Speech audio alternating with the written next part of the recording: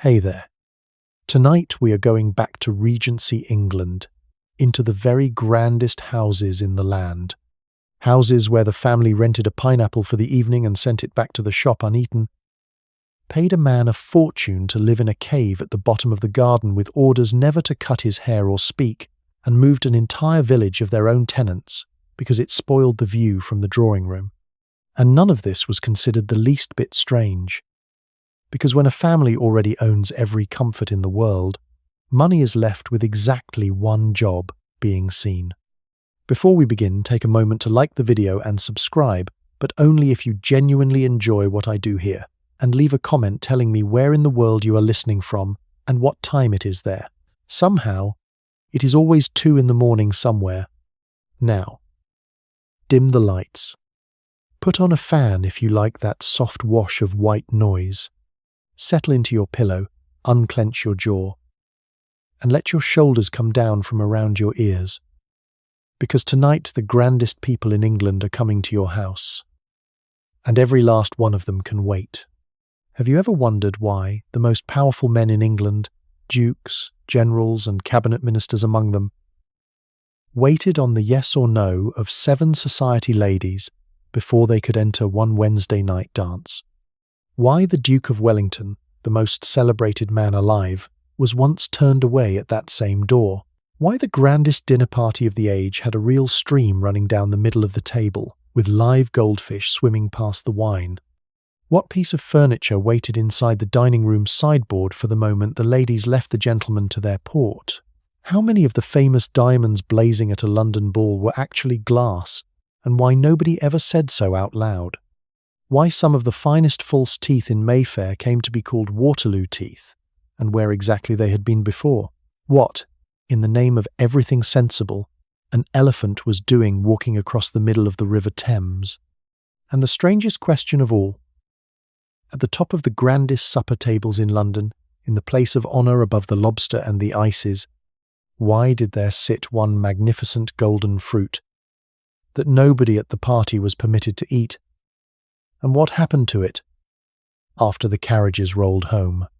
And now, congratulations. You have just woken up in the best bedroom of Renfield House, on Grosvenor Square, London, on a Thursday morning in the middle of June, 1814. You are Louisa, Countess of Renfield. You are 42 years old, married to one of the richest men in England, mother of 3, mistress of 2 houses, commander of some 60 servants, and tonight, in the rooms below you, you are giving a ball for 400 people, which is roughly twice as many as the rooms will hold, exactly as intended. The house has been awake for 5 hours. You have been asleep for 7. Both of these facts are correct behaviour, and both of them, like nearly everything else under this roof, are nobody's business but the family's. Ring the bell, now, before the chocolate arrives. Take stock of what you actually are, because the word rich does not quite cover it. England in 1814 is owned, more or less literally, by a few hundred families, and yours is one of them. They call themselves the world, or the ton, which is French for tone, because everything sounds better in French, and they all know one another, and have all married one another, and can all recite one another's incomes to the nearest £100, because in your England a man's income is not a private matter, it is his name. A gentleman is introduced across a drawing room as having 10,000 a year, the way the future will introduce a man as being a doctor, and nobody blushes, because the figure is the fact. 10,000 a year is a serious fortune, the kind novelists give their heroes. Your husband has rather more than 40, and to understand what that number means, you must set it against the country it floats above, where a man who ploughs your fields earns perhaps £30 a year, a curate 50, and the governess who taught your daughter to paint screens and speak French, 25. Your husband's income arrives whether he rises from bed or not, drawn up out of 11,000 acres of Derbyshire, out of farm rents and timber and a seam of coal, out of money sleeping in the funds at the Bank of England. And this is the first quiet secret of your whole class. Nobody you will dance with tonight works. Work, for a gentleman, is the one true disgrace. A gentleman may govern, gamble, hunt, drink, legislate, and die gallantly, but he may not earn.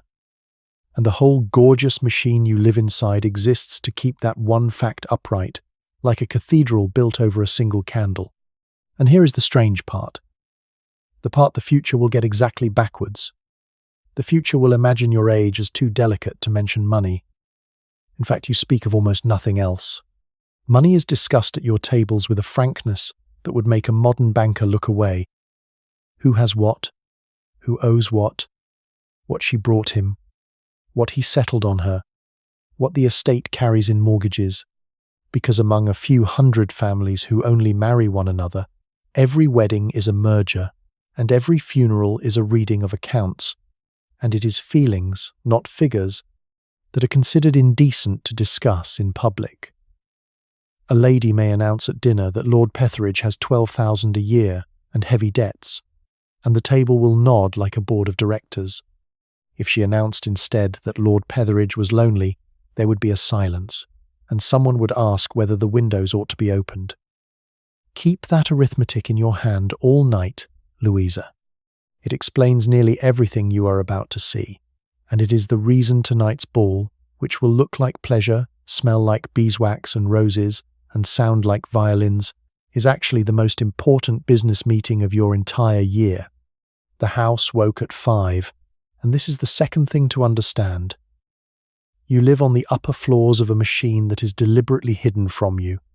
While you slept, housemaids were moving through the dark rooms below like a tide, riddling the grates, blacking them with lead until they shone, laying and lighting new fires, sweeping the carpets with damp tea leaves to hold the dust down. And the whole performance is timed to a single, unbreakable law, which is that the family must never see it happen. A housemaid discovered at her work in a family room after the family is stirring has failed, not at the work, but at the invisibility, which is the larger half of her profession. By the time your eyes open, the fires are burning as though they lit themselves. The hall smells of this morning instead of last night.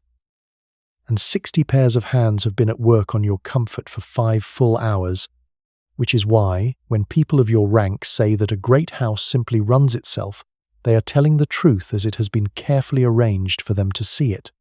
The machinery announces itself only once, through the wall behind your bed, as a faint metallic shiver. The bell wires, miles of them, threaded through the bones of the house, connecting every room above stairs to a numbered bell below, so that one tug of the embroidered pull beside your pillow rings, deep in the basement, a summons with your name on it. You give the pull its tug. Somewhere under the earth, a bell swings on its coil, a kitchen maid glances up, and the day officially begins its journey toward you, carried on a tray.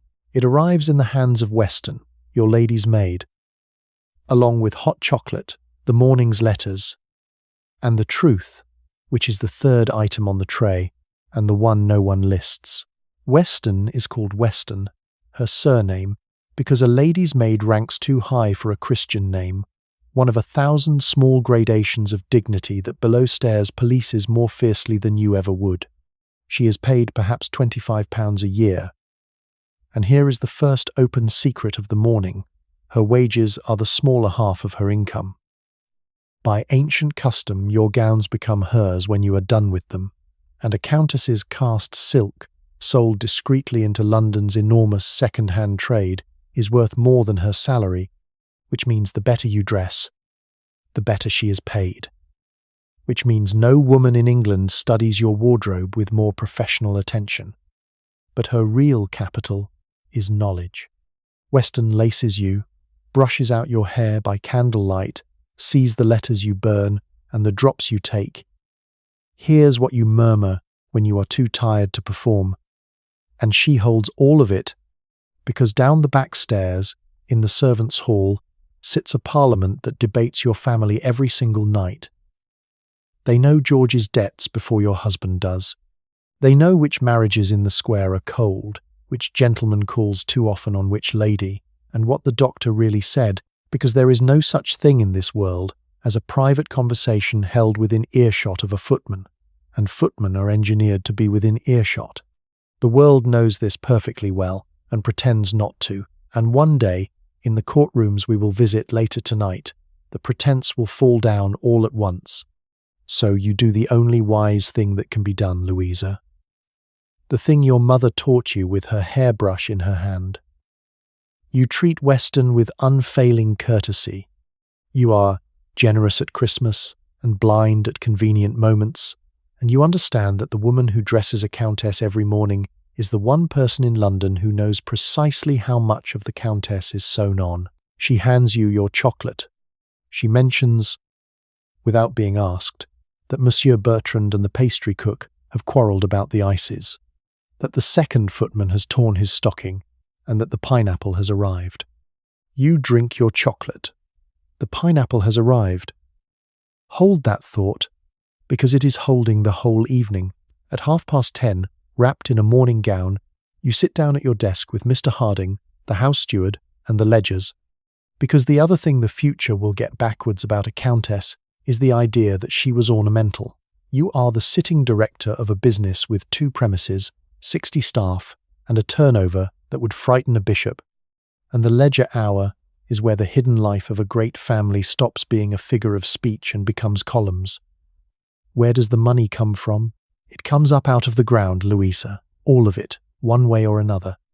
It comes from the rents of 41 tenant farms in Derbyshire, paid twice a year at Lady Day and Michaelmas by men whose grandfathers paid your husband's grandfather. It comes from timber, sold standing. It comes from a seam of coal under the northern edge of the estate, which is the family's favourite kind of income, because the coal does not know it is being mined by an earl. It comes from ground rents in London, where the family bought fields a century ago and watched the city crawl obligingly over them, and it comes from money resting in the funds, government stock at the Bank of England, war loans mostly, which means a portion of your candlelight is paid for by the same war the whole town is celebrating the end of this month. Some of the fortunes dancing in your rooms tonight rose from darker soil than Derbyshire. Several of the grandest incomes in England are drawn, quietly and at a great distance, from plantations in the West Indies worked by enslaved men and women, and the world has agreed not to discuss it at dinner, which tells you exactly how much the world understands about what may be said aloud. And wrapped around all of it, land is not only money. Land is votes, boroughs, livings, commissions, the right to be obeyed. Your husband controls 2 seats in Parliament the way he controls the fishing on his river. And when people say the Renfields are worth 40,000 a year, the figure is only shorthand for the real asset, which is that in your corner of England, the family is the weather. Now for the part of the ledger that would astonish a modern accountant into early retirement. Almost none of this torrent of money is ever actually paid to anybody. Your entire class runs on credit. Endless, patient, unsecured credit, extended by every tradesman in London. The fishmonger, the coal merchant, the wine merchant, the dressmaker, the saddler, all of them keep books in which the great families accumulate debts, the way ships accumulate barnacles, and the bills are presented politely once a year, and politely ignored, and presented again, and the accepted interval between a countess ordering a gown and a countess paying for it is measured not in weeks but in years. Why do the tradesmen stand for it? Because your custom is their advertisement. Because the words by appointment to a countess are worth more than the countess's actual money. Because the prices charged to your class are quietly doubled to cover the waiting, and because, in the end, the great families usually do pay, at marriage, at inheritance, at whatever distant thaw. But here is the fact to hold up against all that patience. The one that unlocks the entire moral universe of the gentleman coming to your house tonight. There is one kind of debt that cannot wait a year, cannot wait a month, can barely wait for sunrise, And it is the only kind with nothing behind it at all. A gambling debt. A debt to a tradesman is a debt for something real. Boots, beef, silk. And it may age for a decade without shame. A debt from cards, owed to a man who did nothing but sit across a green table, is called a debt of honour. And it must be settled by morning, or the debtor is ruined, not financially, socially, which in your world is the larger bankruptcy. A gentleman who owes his bootmaker 11 years of bills and his whist partner 11 guineas will walk past the bootmaker's shop to deliver the guineas before breakfast. And the age sees nothing upside down in this, because the tradesman can sue him, and his equals can only cut him, and the entire system of honour exists to regulate the only debts the law of gentlemen actually fears, the ones owed to each other. While we are speaking of what things cost, walk the house, because tonight is an exercise in visible arithmetic, and everyone invited can do the sums. Light. First, the ballroom chandeliers will carry close to 500 candles tonight, and they will be wax, beeswax, and fine spermaceti, a shilling and more apiece, because wax burns white and steady and smells of honey, while cheap tallow gutters stinks of the slaughterhouse and must be snuffed every half hour. Below stairs burns tallow. Above stairs burns wax. A single grand ball can send more money up in candle smoke than your housemaids earn in a year. And every guest tonight will read the quality of your light the instant they enter, the way the future will read the size of a television. In the kitchen, Monsieur Bertrand is assembling his campaign. A French man-cook is the single loudest domestic statement a family can make. At £100 a year and more, 4 times what you paid, the governess who furnished your daughter's entire mind, and the world considers this a perfectly sane ratio, because dinner is public and a daughter's mind, ideally, is not. There is ice from the ice house at the Abbey, cut from the lake in February and buried under straw, travelling up to town packed in its own cold, to become ices from Gunther's receipts. And there are peaches and grapes forced under glass a month ahead of nature, because serving a fruit out of season is how a family serves its income on a plate. And at the summit of all of it, there is the pineapple. Understand the pineapple, Louisa, and you understand your entire civilization. A pineapple cannot simply be bought like an apple. It must be raised in a pinery. A glass house kept tropical day and night by hot walls and buried tan pits, tended by specialist gardeners for 3 and 4 years for a single fruit, and by the time one ripens it has consumed so much coal, glass and wages that the thing is worth 60, 70, 80 pounds, the price of a small house, the yearly income of 2 curates.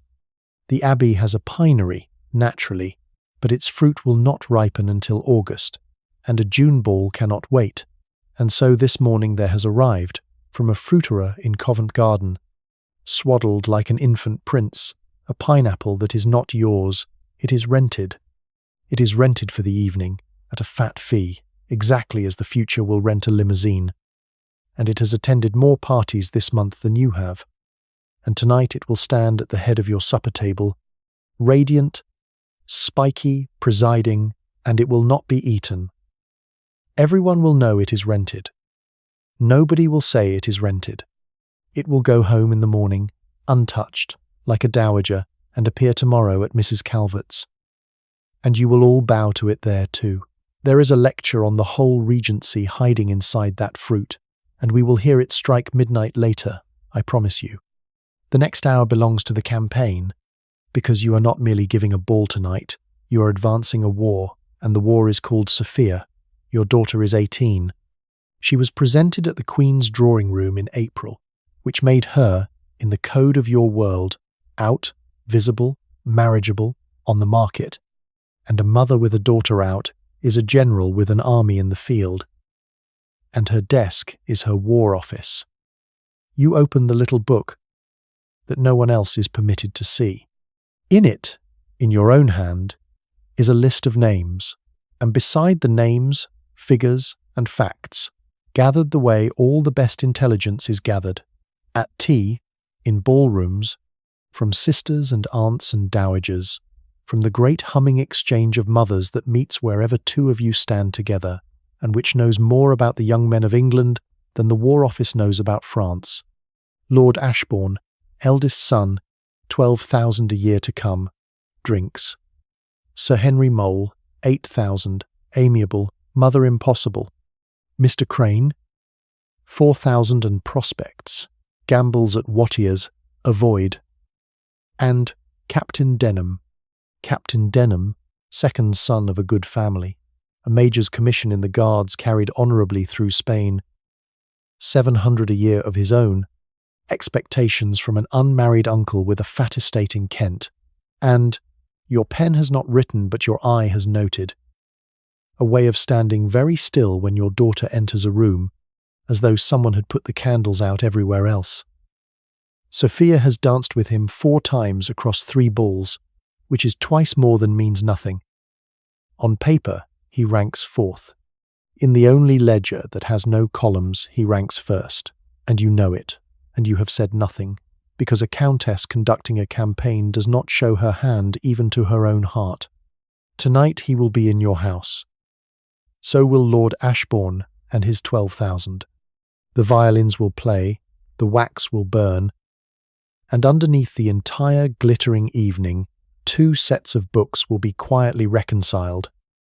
And if you flinch at that, remember what a daughter's marriage decides in 1814. Her name, her rank, her income, her roof, her legal existence itself. You are not selling her, whatever the future says of you. You are placing your whole life's cargo in the one boat the age provides, and you are checking the hull with your own hands. Since Sophia is the campaign, we must talk about the fortress, because every campaign in your world runs through one small, plain, yellow brick building in King Street, St. James's, called Almack's, and nothing about it makes sense until you understand what it is selling. It is a set of assembly rooms. It holds a ball every Wednesday night in the season. The refreshments, in the richest city on earth, are thin sliced bread and butter, plain cake, tea, orgeat, and lemonade. No supper, no wine, and the world would not have it otherwise, because scarcity is the entire product.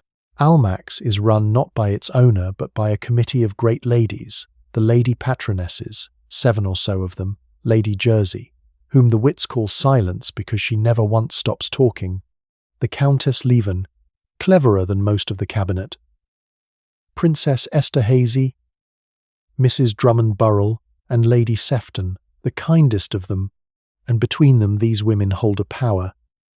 No duke and no minister holds the power of the voucher. A voucher to Almack's costs 10 guineas and cannot be bought.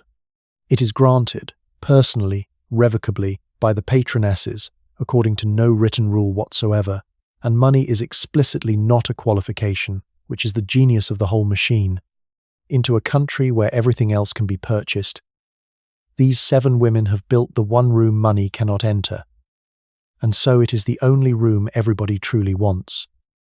3/4 of the nobility never get in. A rich manufacturer has no more chance than his loom, and the rules inside are enforced without mercy or exception, which is how the most famous door anecdote of your age happens. The Duke of Wellington himself, the conqueror of conquerors, presenting himself in trousers when the rule says knee breeches, and being turned away by the attendant, politely, completely, and going home, because even he understood that the whole value of the fortress lies in the fact that its walls do not bend.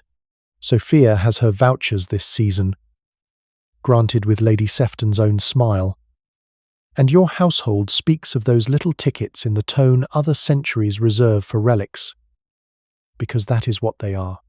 Proof, renewable weekly, that the machine has decided your family is still the machine.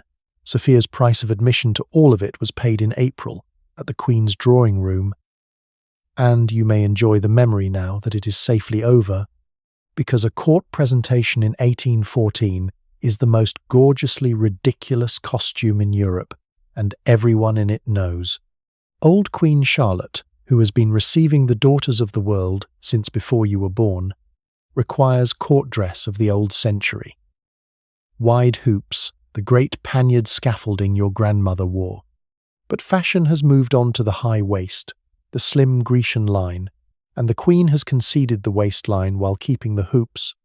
And so every girl presented this year stands inside a garment with the waist under her arms and a vast hooped skirt swinging below it like a bell under a lampshade. Trimmed with blonde lace, hung with her mother's diamonds, with white ostrich feathers nodding a foot above her head and lappets of lace trailing behind. The world giggles at the silhouette, privately, in letters. The world submits to it, publicly, to the last inch of whalebone, because the costume is not meant to be beautiful, it is meant to be obedient. You waited 2 hours in the anteroom among 100 nervous bells and lampshades. Sophia stood when her name was called, walked the length of the room under the eyes of everything that matters in England, made her curtsy so low it was nearly a genuflection, was received, and then performed the manoeuvre she had rehearsed for a week in the drawing-room, with a counterpane pinned to her shoulders. She withdrew, fully, gracefully, without ever once turning her back on the Queen, gathering her train over her arm while walking backwards in hoops, feathers first, out of the royal presence. No law commands any of this. That is the lesson you took home from the drawing-room, the same lesson the lemonade teaches in King Street. The world is governed not by laws but by things that are simply done, and the more inconvenient the thing, the more perfectly it is done. Because inconvenience is how the world checks that you are willing. Tonight, in your own ballroom, there will be a test of exactly that willingness. And its name is the waltz. For as long as anyone can remember, dancing in England has meant the country dance. Long-facing lines, partners meeting, turning, parting, touching at the gloved hand only, everything performed for and before the room. The waltz is different, and the difference is the scandal. It arrived from the continent a few years ago, and it puts a gentleman's arm around a lady's waist, in public, and holds it there, and then the couple revolves together. Close, fast, private, a conversation nobody else can hear, conducted in the middle of a crowded floor. The first time London saw it done, matrons reached for salts. Sermons have been preached. Byron himself, who is otherwise not conspicuous for prudery, published a whole poem against it, anonymous and blistering, and the unkind whisper back that the poet's real objection is his lame foot, which can limp through anything except a waltz. But the patronesses of Almack's, who understand better than any government that the way to control a fire is to license it, have taken the waltz under regulation. At the Fortress in King Street, no young lady waltzes at all until one of the lady patronesses has, expressly, personally, presented her a partner deemed acceptable and thereby pronounced her ready. And what happens at Almack's is law everywhere else. Sophia has not yet waltzed. She has practiced, secretly, with her dancing master and with a chair back, like every girl in Mayfair. Lady Sefton is invited tonight. You have thought about the sequence in which those facts might be arranged, thought about it with the particular thoroughness you devote to things you intend to look surprised by. And we will see, around midnight, whether the arrangement holds. A mother's hidden life is mostly this. Louisa. Choreography, performed so far in advance that by the time it happens, it looks like weather. While the maids are chalking the ballroom floor, come down the corridor to the one room in the house that explains all the others. Your husband's study and the black deed box on its shelf, because the deepest hidden thing about a great family is not an affair or a debt. It is the paperwork. Inside that box lives the settlement, the great web of parchment that decides, decades in advance, who gets everything. And the answer is George. Your firstborn son will inherit the earldom, the abbey, this house, the coal, the boroughs, all of it, whole and undivided, not because your husband so chooses, but because the parchment so provides, and your husband inherited under the same terms from his father, each generation entailing the estate onwards, binding its own son as it was bound. England's great families have concluded, over centuries, that the estate must never be divided, because divided estates dwindle, and so the whole cargo passes to the eldest boy, and everyone else on board is compensated from the margins. Henry, who is 8, and any son who might have followed him, will get an allowance, an education, and a shove toward one of the 3 professions a gentleman's son may touch without disgrace: the army, the church, or the law, and England is consequently administered, defended, and preached to almost entirely by younger sons, a fact which explains a remarkable amount of England. Sophia gets a portion, £20,000, charged upon the estate by that same parchment, her whole inheritance converted into a dowry, payable not to her but to the arrangements of her marriage, of which more within the hour. And in March, when George came of age, the quiet ceremony at the heart of the whole system took place in this room. Father and son signed the resettlement, renewing the entail for another generation, George surrendering his distant powers over the land in exchange for a proper allowance now, and certain debts, of which also more within the hour, discreetly extinguished. The lawyers call all this the strict settlement. You have come to think of it differently. The estate, Louisa, is the only immortal member of the family. It does not love anyone. It simply persists, and every Renfield living, your husband, your sons, your daughter, yourself, is in the end its servant, feeding it rents, marriages, and heirs, and the pride and the sadness of your whole class is that you serve it willingly, because you would rather be stewards of something immortal than owners of something small. And since the deed box is open, let us be honest about weddings, because in your world, a marriage is celebrated twice, once in a church with flowers, and once, first, and far more importantly, in a lawyer's chambers with ink. And the second ceremony is called the settlement. Weeks before any wedding of consequence, the 2 families' solicitors meet like ambassadors of neighbouring kingdoms, and they negotiate the treaty. The bride's side brings the portion, the lump of capital that travels with her, Sophia's 20,000. The groom's side answers with the jointure, the income guaranteed to her if she is widowed, secured on his land before the ring ever touches her finger, so that her old age is signed for while she is still 18. There is pin money, her own annual allowance for gowns and charities and small freedoms, written down so that it can never depend on a husband's mood. There are provisions for the children not yet imagined, portions for daughters, allowances for younger sons, all of it drafted for people who do not exist. And you must understand why the mothers of England treat these documents as sacred. Because the reason is the quietest, largest fact in any English woman's life. At common law, the moment a woman marries, she stops existing. Her property becomes his property. Her earnings, his earnings. Her legal person is folded into his like a letter into an envelope. The lawyers call it coverture. And against that great erasing wave, the settlement is the one sea-wall the age permits, a trust, built of parchment, holding a woman's money just far enough out of her husband's reach that a bad man cannot drink it. The world does not consider any of this unromantic. The world considers it the opposite. The treaty is how a family says our daughter will be safe whether or not love keeps its promises. Of course, there is a hole in the fence, and every mother knows its name: Scotland. In England, a minor cannot marry without consent, but Scots law asks only for a declaration before witnesses, and so at the first village over the border, at Gretna Green, a trade has grown up of instant marriage performed over a blacksmith's anvil by men in aprons, and 2 or 3 times a season the world is electrified by news of a post-chaise rattling north through the night with an heiress inside, a half-pay officer beside her, and her father's carriage 4 hours behind. It is ruin, it is romance, It is above all the settlement system's one leak, a marriage with no treaty at all, which is why the word Gretna lands on a mother's ear the way the word fire lands on a ship's captain.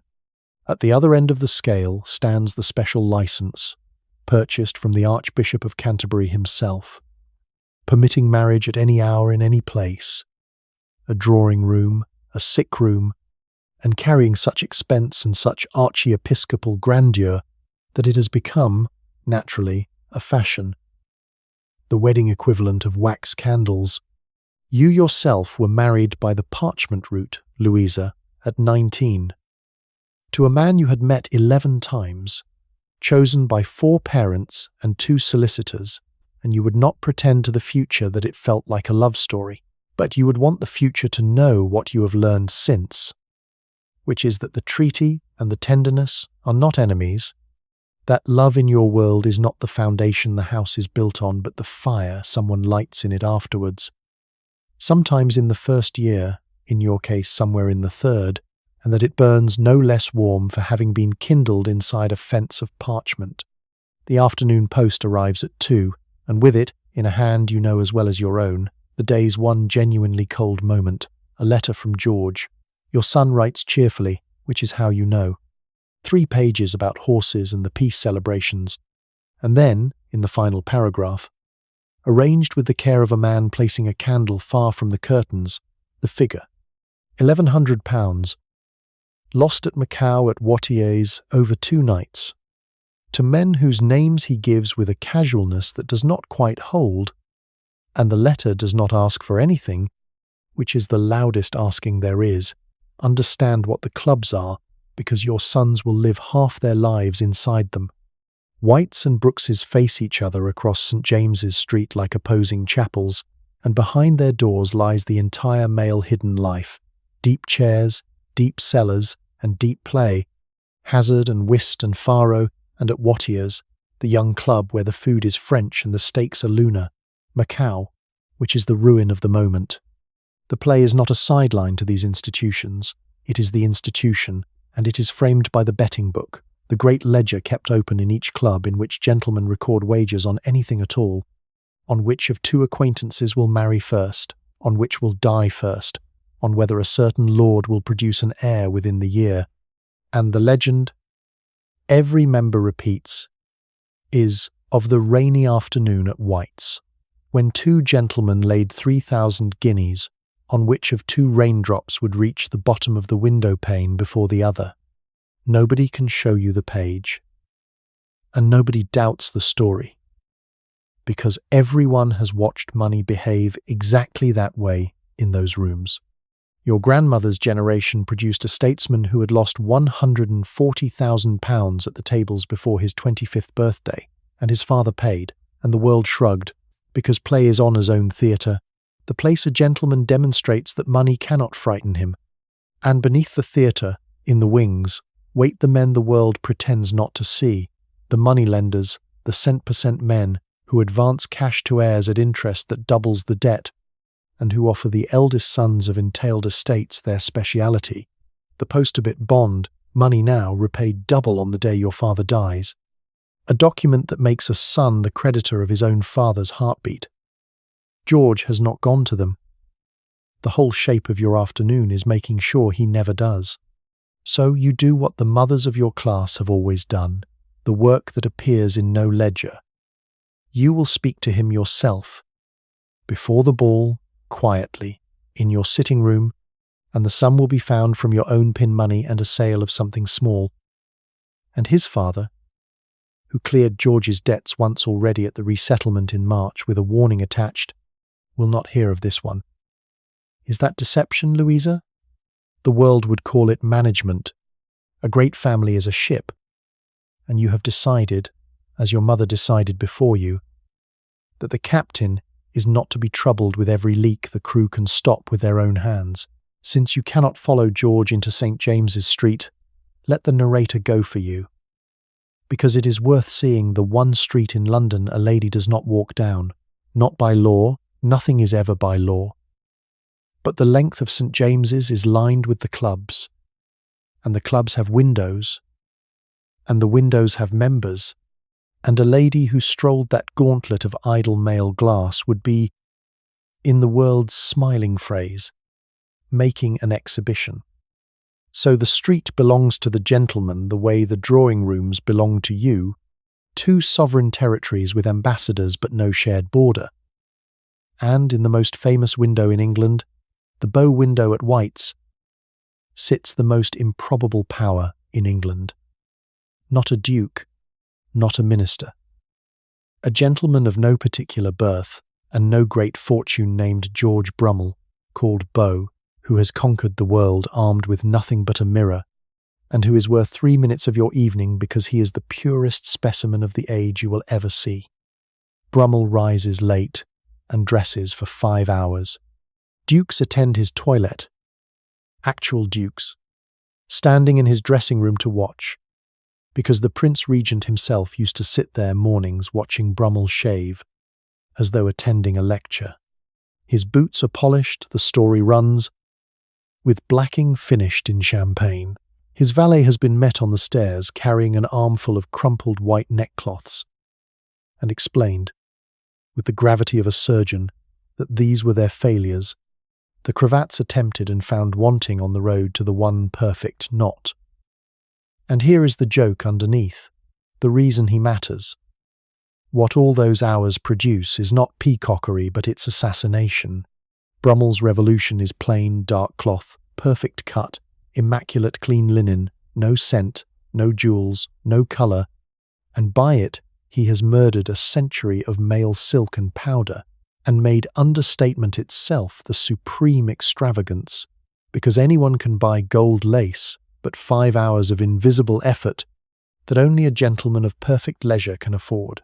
One approving nod from this man makes a tailor's fortune, or a young lord's season. The Regent is said to have begun avoiding rooms where Brummel's eyebrow might find his waistcoat. He produces nothing, owns nothing that matters, and rules everything.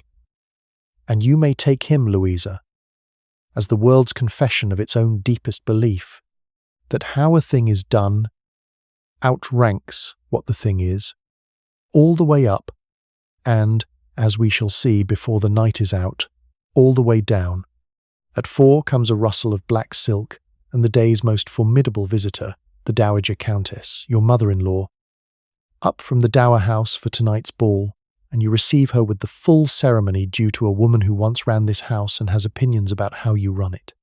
The Dower House itself is an institution worth a moment. When your husband inherited, his widowed mother moved out of the Abbey within the year to the handsome smaller house across the park, kept for exactly this purpose, because the world long ago decided that a great house, like a ship, can carry only one mistress, and the retired captain is given a cottage with a view of the fleet. Her jointure, negotiated by lawyers before her own wedding half a century ago, pays for her establishment to this day, the settlement system keeping its parchment promise across 50 years.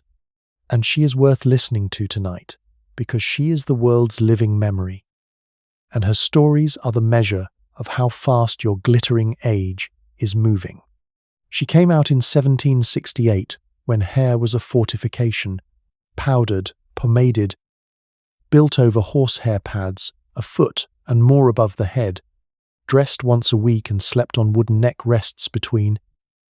And she will tell you, if the evening softens her, about the year the government killed all of it with a stroke of a pen, the tax of 1795, a guinea a year for the license to wear hair powder, meant to pay for the war, and the world, offended at the price tag more than the principle, simply stopped powdering. Almost overnight.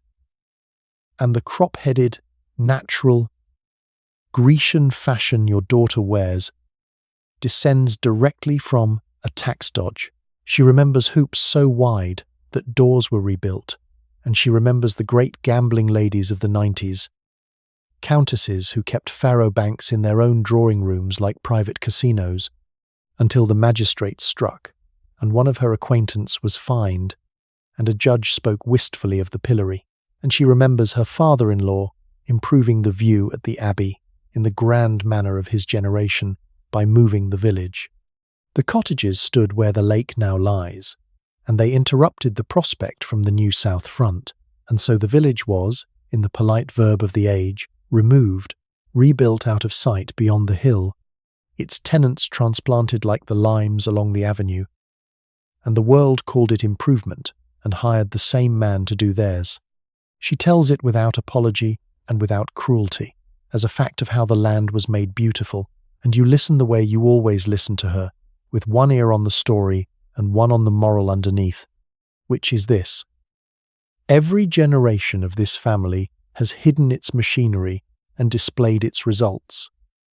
And the dowager, who hid hers under powder and hoops, regards your muslin, thin, candle bright, naturally curled generation with the amused eye of a retired conjurer watching the new act, perfectly aware that the trick is the same trick, done with less apparatus.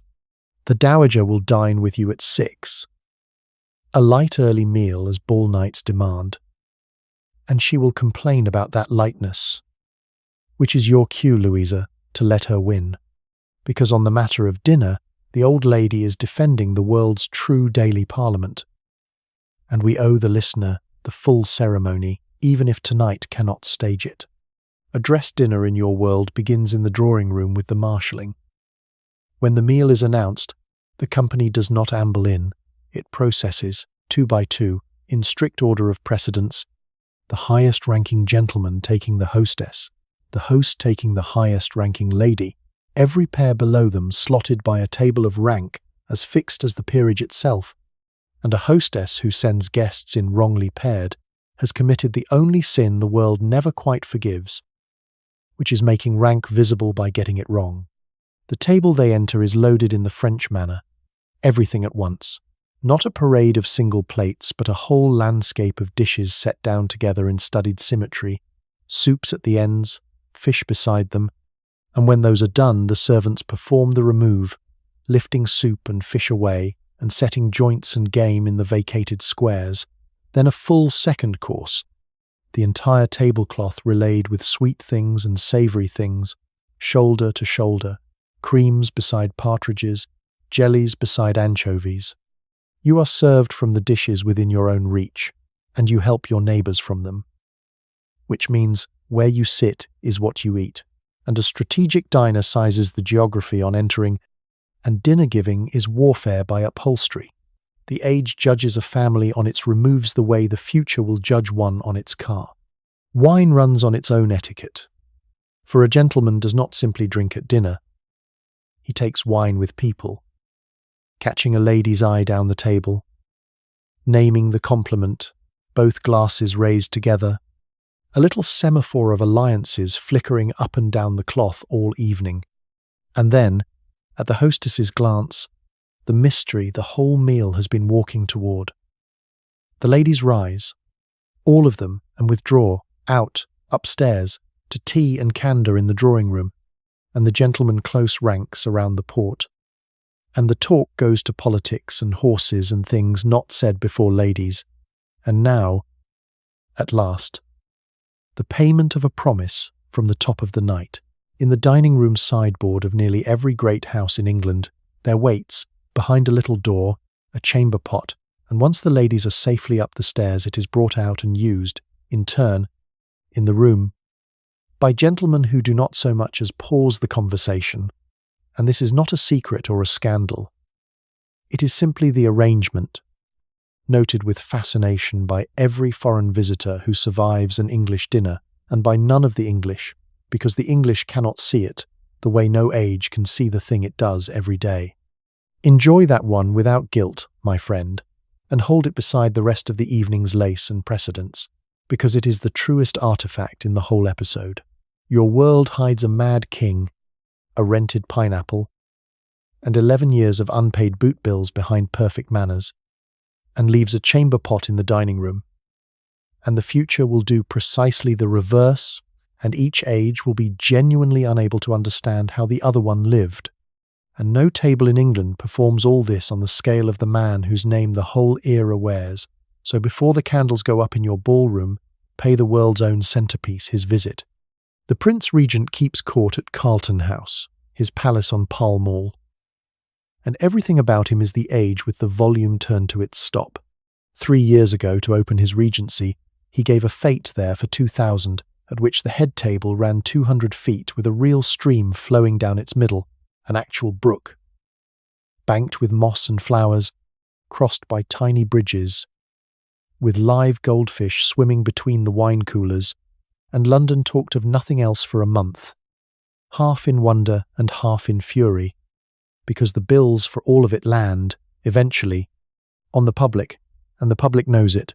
His debts stopped being arithmetic and became geography years ago.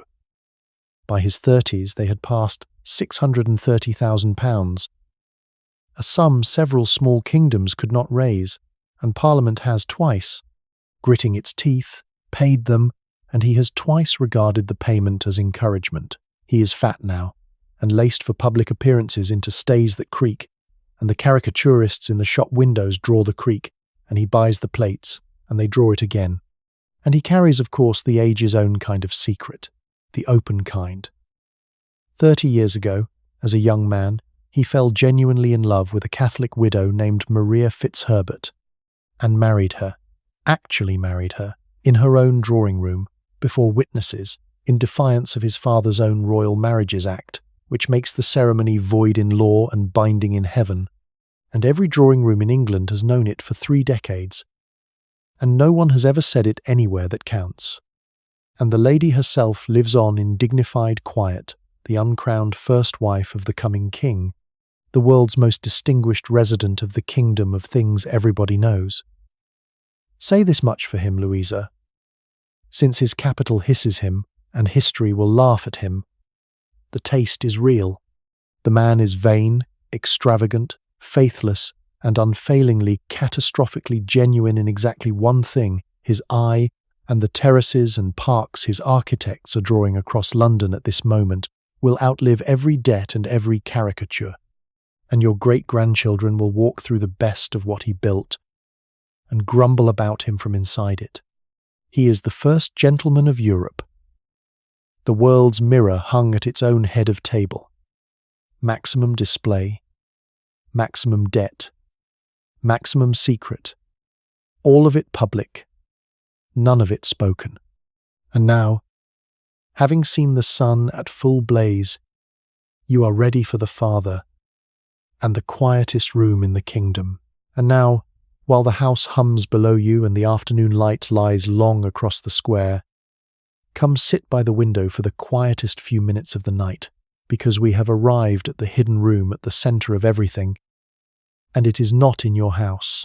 20 miles west of your ballroom, at Windsor Castle, in a suite of apartments along the north side that no visitor enters, lives an old man with a long white beard, and he is the King of England. George III has reigned for 53 years, over your parents' whole lives and all of yours, and for the last 3 of them he has been, in the age's soft and terrible phrase, put away. His illness came and went for decades. Managed, denied, survived. But when his youngest and dearest daughter died, in the winter of 1810, the old king's mind went down with her and did not come up, and Parliament passed the great act that gives this whole era its name, the Regency, the legal machinery by which his son rules in his stead, which means, if you stand back far enough, that the entire glittering age you live in, the regent's fetes, the regent's fashions, the regent's London, is the public face of a family arrangement for a hidden father. He is not mistreated, you should know that. The age of the strait waistcoat and the restraining chair, he once grimly called his coronation chair, belongs to the earlier, fighting years of his illness. Now there is mostly gentleness. He is blind, and nearly deaf, and his white beard flows down over a violet dressing gown, and he walks his apartments, attended by pages who shave him and dress him and turn him from the staircases, and he plays to himself, hour after hour, on a harpsichord that once belonged to Handel. And he talks, courteously, cheerfully, to people who are not there, holds conversations with ministers long dead, with his son Octavius, who died at 4, small company kept warm for 30 years. Sometimes he reviews invisible troops. Sometimes he believes himself already dead and speaks of the late king with respectful sadness. And by every account he is, in his own country, beyond the reach of any visitor. Not unhappy. The Queen holds the keys to those apartments and has grown old outside the door. The public that once watched him ride out has not seen him in 3 years and will never see him again. And here is why this room matters to your evening, Louisa. Every family in your world hides something. We are spending the whole night opening those drawers, and at the top of the entire kingdom stands the first family, hiding the first gentleman of them all, in plain sight, by Act of Parliament. With the whole nation's courteous consent. Nobody lies about the king. Everybody knows. The bulletins are published, the prayers are read in every church, and yet no one speaks of him at dinner, and the world dances under his son's chandeliers as though the music could be heard at Windsor. It is the age's masterpiece of the thing it does best, the open secret, held not by silence but by manners. Keep him in your mind tonight, the old man at the harpsichord, while the candles are lit in your ballroom. Everyone at your party will be keeping him in theirs, and not one of them will say so. Your own family's drawers are more modest, but every great family has them, and since the world will be in your house in 5 hours, running its fingers along your furniture, let us open yours honestly while we are alone. There is your husband's younger brother, whom the family letters describe as travelling. He is travelling in the specific sense that he has resided in Boulogne for 6 years. In the cheerful, threadbare colony of English gentlemen strung along the French coast, just beyond the reach of English creditors, men who dress for dinner and cannot come home, because at home their debts would swallow them, and abroad a gentleman's debts cannot follow him across the water. Half the world has a relation on that coast. The phrase "gone abroad" has carried its second meaning for so long that nobody hears the first one anymore. There is your husband's cousin Frederick, who is spoken of even more gently, and who lives in a private establishment in Kent, a comfortable house with a doctor and high garden walls, where families of your rank board those relations whose minds have failed them, at enormous discreet expense, visited twice a year, loved, in the family's way, and never, ever mentioned. The king at Windsor has 10,000 quieter mirrors across England, and your family keeps one of them. There is your late sister's daughter, raised in your own nursery alongside Sophia, and always introduced, smoothly, as your ward, a word that performs a great deal of unexamined work in your world, because ward can mean an orphaned niece, and it can also mean things that are nobody's business. And society has agreed never to ask which, since half its great houses shelter a child or two of what the age calls irregular arrival. The great Earl at Petworth presides cheerfully over a house full of his natural children, and the world dines there anyway, and lets the point lie, and of one famous countess whose children were said to resemble a remarkable range of gentlemen. The wits observed that her nursery was a miscellany, a collection of interesting pieces by assorted authors, and the joke was repeated in every drawing-room in London, and never once within her hearing, and in the family Bible at the Abbey, where the births and marriages of Renfields have been entered for 200 years, there are, if you know where to look, 2 entries whose dates do not quite survive. Arithmetic. A wedding and a christening standing closer together than 9 months can account for, recorded by some ancestor in ink that has long outlived the blush. No one has ever remarked on it. That Bible is the family's true portrait, Louisa. Everything written down, nothing crossed out, and the reader trusted, generation after generation, to know which lines are load-bearing and to lean on them quietly, which brings us, delicately, since the world will bring it into your house tonight anyway, to marriage as your class actually practices it, and you must brace yourself here for the strangest arithmetic of the night. The world's marriages are treaties. We have seen the parchment, and the world has therefore evolved, over generations, an unwritten codicil that the future will find scandalous, though it follows from the parchment as night from evening. A wife's first duty is the succession, an heir, and then, prudently, a second son, the spare anchor for the whole entailed cargo.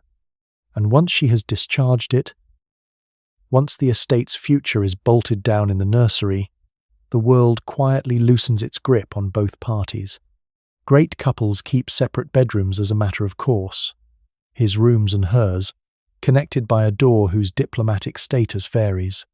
Great houses fill their summer parties with married guests, arranged by hostesses who understand precisely which invitations are being requested when certain names are submitted together, and provided, always and absolutely provided, that the surface holds, that nothing is seen, said or written down carelessly, the world looks with serene indifference on arrangements that would empty a village church. It is not that your age has no morals. It is that your age has one moral, and it is discretion. The sin is not the affair. The sin is the scene, and when discretion fails, the machinery that punishes it is one of the wonders of the age, and the newspaper's favourite 3 syllables. Crimcon, criminal conversation, the lawsuit by which a husband sues his wife's lover, not for apology but for money. Cold damages, assessed by a jury like harm to a carriage, £10,000, 20,000 at the top of the market, and the trials are public, and the evidence is supplied by the only witnesses there ever are, the servants, the footman who noticed, the maid who counted, the coachman who waited. Every invisible person in the house suddenly extremely visible in a courtroom, reciting keyholes and candle ends to a delighted press whose trial reports sell as the age's best fiction, except that it is all true, and everyone named is at Almack's on Wednesday. And even then, after the verdict, the marriage itself usually stands, because ending it requires the most exclusive legal proceeding in the world, a full private act of Parliament, debated in the Lords like a treaty, at a cost that buys estates, and in all the years the mechanism has existed only some 300 marriages have ever been unmade by it. 300 in a century and a half. In the whole of England. For everyone else, the doors simply close, the households part floors, the letters grow formal, and the world, satisfied that the surface has been restored, pours the wine and says nothing, and if you want to know whether that silence is civilization or its opposite, Louisa, you may sit with the question tonight between dances, because your age never answers it, and, in fairness, neither will the futures.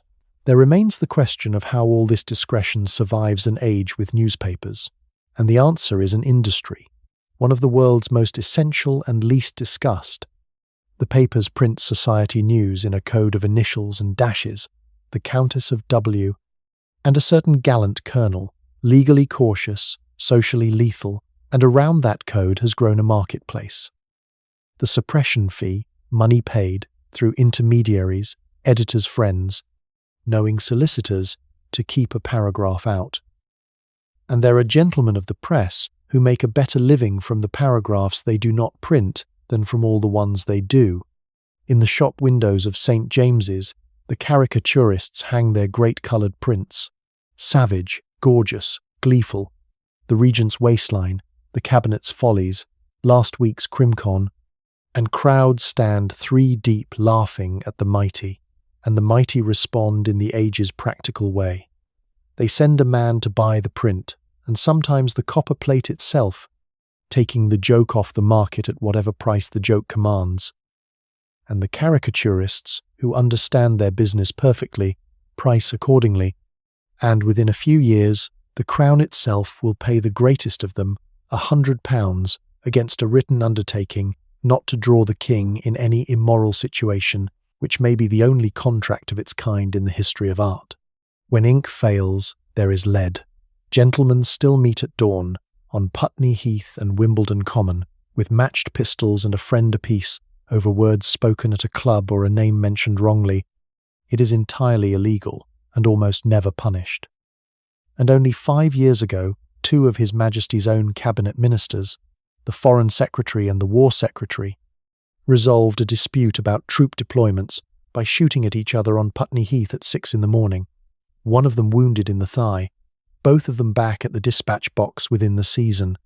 And when everything fails, when the debts and the paragraphs and the verdicts can no longer be bought, bribed, or shot, there is the last door, the one your brother-in-law went through, the Dover packet, and breakfast in Calais, where the world cannot follow and the bills cannot swim. Every fortune in your ballroom tonight knows exactly where that door is. That is the true function of all the machinery in this segment. Louisa, the fees, the plates, the pistols, the packet boats. They are the world's insurance policies against its own favourite pastime, which is knowing everything about everyone and saying none of it, at volume, forever. It is time someone opened a window. Because we have spent the whole day indoors with ledgers and lawyers, and outside your house, this particular June, London has lost its mind with joy. The long war is over. Napoleon abdicated in April and has been shipped to a small island called Elba, which everyone agrees is the end of him, and please enjoy. From where you sit in the future's armchair, how confidently everyone agrees. The Allied sovereigns have come to London to celebrate. The Emperor of Russia himself, the King of Prussia, generals trailing glory like gunsmoke, and for 2 weeks the capital has been one continuous roar. The Tsar, young, handsome, theatrical, has declined the palace apartments prepared for him and put up instead at the Pulteney Hotel on Piccadilly, where his sister keeps rooms, a decision calculated to enchant the public, which it does, hugely.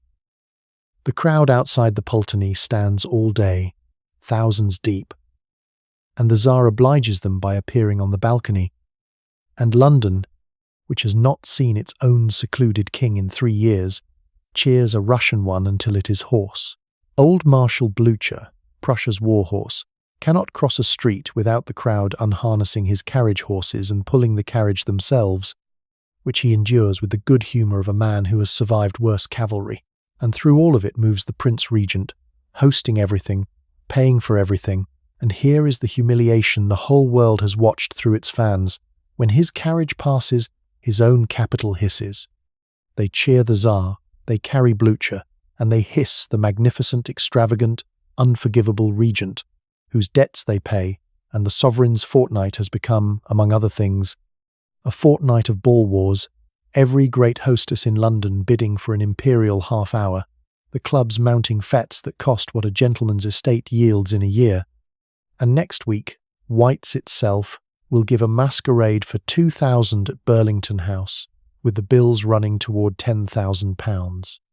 This is the summer your ball must swim in, Louisa, and it is also, we should say for the record, the second wonder London has produced this year, because in February the Thames itself froze between the bridges, and the city, being the city, immediately built a fair on it, stalls and swings and printing presses on the ice, striking souvenir cards, mutton roasted mid-river, and one enterprising keeper led an elephant across the frozen water below Blackfriars Bridge to prove it could be done. A frozen river in February, an emperor on a hotel balcony in June. Your children will not believe the year 1814 happened, and they will be standing in it. At 5 o'clock, because not even an imperial fortnight suspends the liturgy, you and Sophia go to the park. And the park at 5 is not landscape. It is the world's daily full assembly. Into Hyde Park through the gate streams everything that matters, on horseback and in carriages, to progress along Rotten Row and the drive at a pace slower than walking. And the slowness is the point, because nobody is going anywhere. The park hour is a parade of everyone past everyone. The day's diplomatic session conducted from carriage cushions. Your barouche carries the family arms on its doors and 2 matched bays in front, and every element of it is legible to the crowd as print. The make of the carriage, the quality of the horses, the number of them, the livery on the box, all of it announces your husband's 40,000 as plainly as a banker's letter. And a family in decline shows it here first. In a hired horse, a repainted panel, Long before any drawing room hears the whisper, you bow from the cushions, minutely, exactly, to precisely the right people. Sophia sits beside you, being seen, which is her afternoon's profession, and between the carriages, the dandies walk their horses, and the whole slow river of rank curls twice around the park and goes home. And threading through it today, causing that particular eddy in the crowd, is the other face of your age, the brand new thing it has invented without meaning to. The celebrity. A young lord with dark curls and a famous limp published a poem in February, a pirate romance, and it sold 10,000 copies on its first day. 10,000, a number no poetry has ever done before in the history of the world. And London's ladies have gone mad in a way their mothers cannot name. They keep scrapbooks of him. They beg locks of his hair. Hostesses trade him like a commodity. Crowds part in ballrooms to watch him cross a floor. And one married lady of the world famously confided to her own journal after their first meeting that he was mad and bad and dangerous to know, and then proceeded, in full view of society, to know him catastrophically, which we will leave exactly there, because this is a sleep channel. Byron, they all say, is the face of the age. You watch the eddy pass your carriage wheels, Louisa, and you think the quieter thing the mothers think.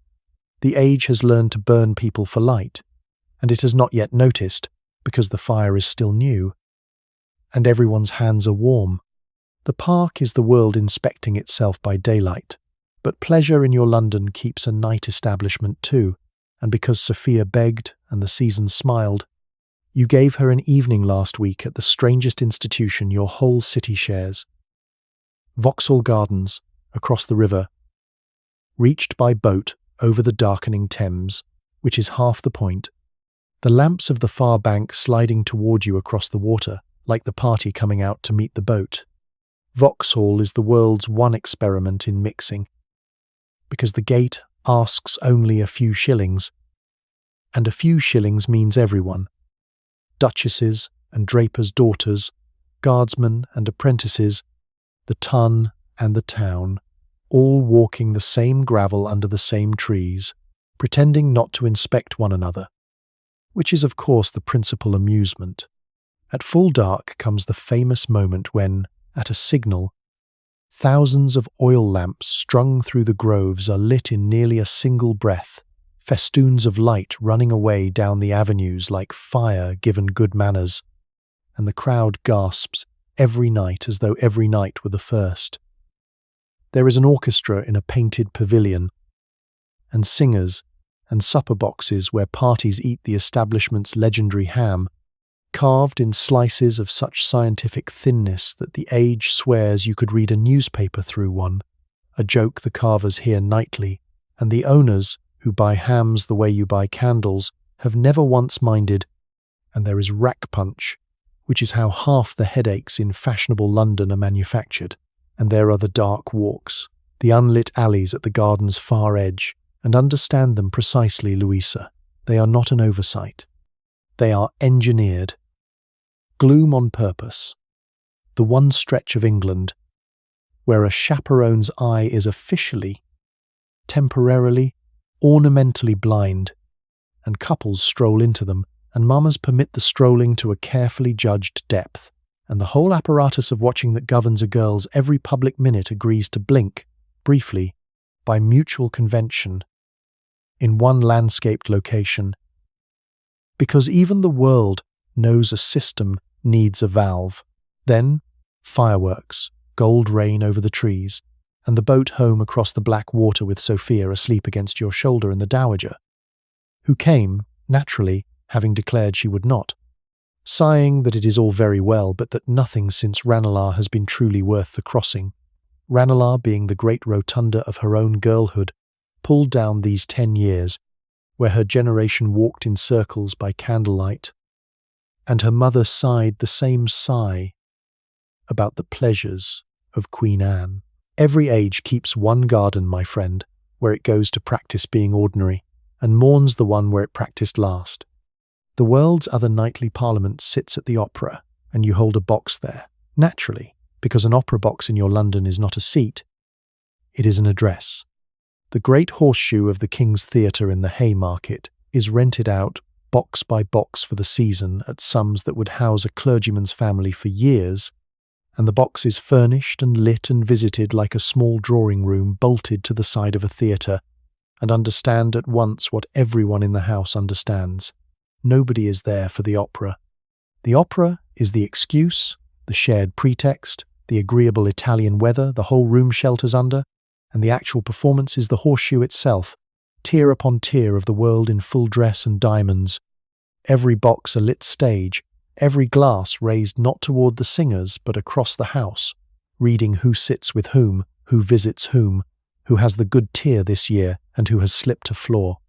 Between the acts, and frankly during them, the gentlemen circulate, box to box, a call of 10 minutes here and a quarter hour there, the whole evening a drawing-room turned inside out and hung on a wall, and a lady receives in her box as she receives at home, which means Sophia beside you in white is at her station as surely as she was in the park, and the fan and the candlelight are conducting their usual diplomacy, while somebody on the distant stage dies beautifully in Italian. And there is one thing more in that horseshoe, and every soul in the house knows exactly where it is without ever once appearing to look. In their own boxes, in their own tier, sit the other establishment, the great courtesans of London, the high flyers, dressed by the same dressmakers as the countesses, jewelled by the same jewellers, sometimes, the world whispers, by the same gentlemen, holding their own courts as the world holds its own, and the two nations face each other across that lit horseshoe night after night, wives on one curve, mistresses on the other, the same men climbing the stairs to both, and no greeting, no glance, no acknowledgement of any kind ever passes between the two shores, not once, not in a whole season, though each shore could name every inhabitant of the other, and does, at home, in detail.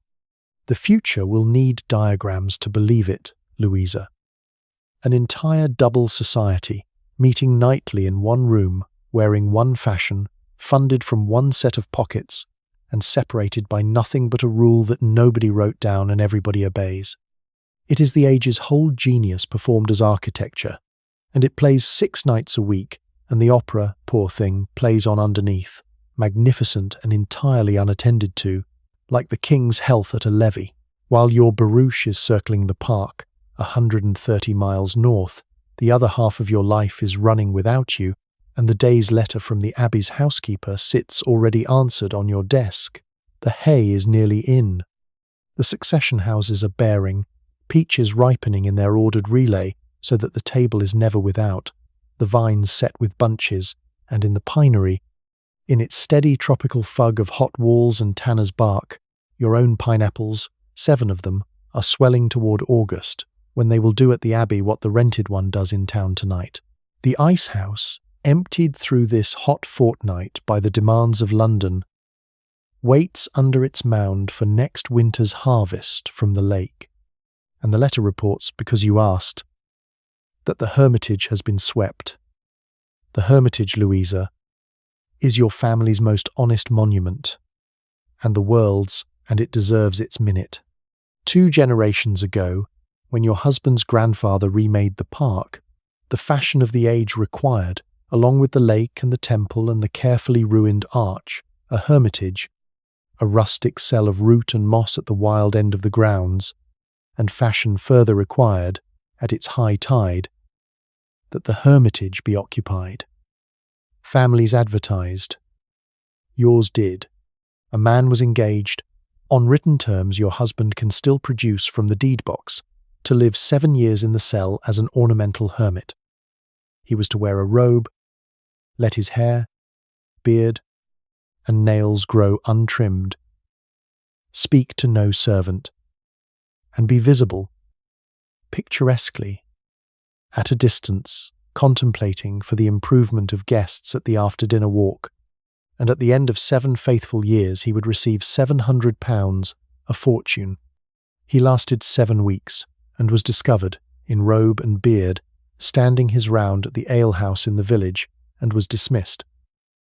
And the world told the same story of a dozen other families' hermits, because almost nobody's hermit ever went the distance. The cell stands empty now, swept annually, admired often. And while we are at the Abbey, notice the boundary of the pleasure grounds, or rather fail to notice it, because that is its entire design. The lawn appears to flow unbroken into the park, deer grazing apparently a stroll from the roses, no fence anywhere in the view, and the trick is a deep ditch with a sunken wall, invisible until your boot is nearly in it, which keeps every animal off the flowers while pretending that nothing keeps anything anywhere. The landscapers call it a ha-ha, allegedly for the cry of the surprised. Your class built its entire world on that ditch, Louisa. Every boundary real, every boundary sunk out of sight, and the view from the drawing-room window arranged, at colossal hidden expense, to look like the effortless and eternal order of nature. The last hour before dressing belongs, as it does every day, to the top floor of the house. Because at 6 the children come down, and this small ceremony, the children's hour, is the whole strange truth of how your class raises its young. Your children live upstairs, in the nursery story, a complete sovereign country with its own staff, its own meals, its own laws, and they are brought down to you, washed and brushed and dressed for the purpose, for an hour of company in the drawing-room, and then returned. All 3 of them were nursed, in their first year, by other women, wet nurses engaged for the purpose, healthy young mothers from the villages, because countesses of your generation do not nurse, partly for fashion and partly for a reason the age discusses with perfect frankness. A nursing mother is slow to conceive again, and the estate, that immortal member of the family, wants its heir and its spare without waiting on nature's spacing. You are not a distant mother, as your world measures these things. You go up to the nursery most days, which your own mother would have considered eccentric. But the architecture tells the truth about the system. Your children are being raised near you, by others, on purpose, and the purpose is that a great family's children belong first to the family's future and only second to its present. Henry is 8, and in September the future arrives for him. Eton. He is proud and terrified in the way of small boys who have been told they are going to be men, and you have not told him, because there is no kind way, what every mother of your class knows about the great schools, that he will sleep in Long Chamber, the ancient dormitory where the scholars are locked in at night. 50 boys, no master, cold, famous for its rats and its savage self-government, that he will be flogged for his Latin by masters who flog by the dozen and call it grammar, and that he will spend his first years as a fag, a small servant to a big boy, toasting bread and carrying water, under a code older and harder than anything in the deed box. And the families send them, Louisa. Your family sends them, knowing all of it, because Eton is not a school, it is the world's own forge. The boys hammered in Long Chamber come out knowing every other boy who will ever matter, bound for life to the cousins and cabinet ministers of the next 50 years. And a great family will purchase that network for its son at almost any price the forge cares to name. Sophia's schoolroom decade, meanwhile, happened entirely upstairs. The governess at £25 a year, French, music, drawing, dancing, the use of the globes, everything except the Latin and the mathematics that were kept, like the clubs, for her brothers. Officially, you have added nothing to that curriculum. Unofficially, on quiet mornings these past 2 years, you have taught your daughter to read a ledger, to check a tradesman's book, to know what a jointure is, and what pin money is for, and you have told her it was housekeeping. And she has understood, in that way she has, that it was armament. The hour ends, the children are gathered up, Henry bows, Sophia stays, because tonight, for the first time, the drawing-room is hers. Up the stairs the little ones go, back over the border into their own country, And now, Louisa, at last, it is time to dress.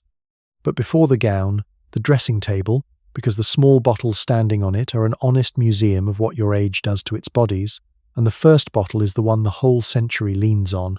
It is dark glass, it cost pennies at the chemist, no one needed to sign for it, and it is laudanum, opium dissolved in spirits, and it is everywhere, Louisa, everywhere. In your cabinet for sleepless nights and aching teeth, in the dowager's reticule for her rheumatism, in the nursery cupboards of England, made mild for infant gums, in the desks of poets and the aprons of nurses, taken as casually as the future will take an aspirin, for headache, heartache, toothache, grief, and the age thinks nothing of it, because the age has nothing better, and an empire's evenings are quietly upholstered on the poppy. Beside it, the equipment of official medicine, which is to say, the lancet, because for every serious complaint, fever, flush, fits, a fall, the physician's first and favourite answer is bleeding, opening a vein at the elbow to let the illness out by the basinful. And the fashionable world is bled the way it is visited, regularly, expensively, and by appointment. When childbirth comes to a great house, it comes now with a fashionable male attendant, the accoucheur. And it comes with fear that rank cannot bribe, because your world loses mothers in the lying-in room at every level from cottage to castle, and every married woman at your ball tonight has dressed for at least one friend's funeral in consequence, and we will say no more of it now. Except that before this decade is out, the whole nation is going to learn that lesson in one terrible November week, and we will stand quietly with them when it comes. On the brighter side of the table, the paint.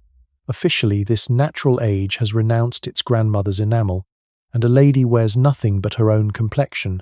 Actually, there is rouge, applied with a light and deniable hand, and pearl powder for candlelight, and the naturalness of the natural look is a small daily work of art. The teeth are the age's sore point in every sense. Sugar has been at the world's teeth for a century, and the dentist's remedy for the gaps of the great is dentures of ivory and gold set. When the purse allows, with real human teeth, and the polite fiction is that such teeth are anonymously come by, and the plain fact is that they are come by from the dead, and within a year of the great battle that is coming next summer, the supply will be so famously replenished from one Belgian field that the world will give its own mouth a nickname and call the finest false teeth in London Waterloo teeth, and wear them smiling. And one legend to retire before it reaches the ballroom.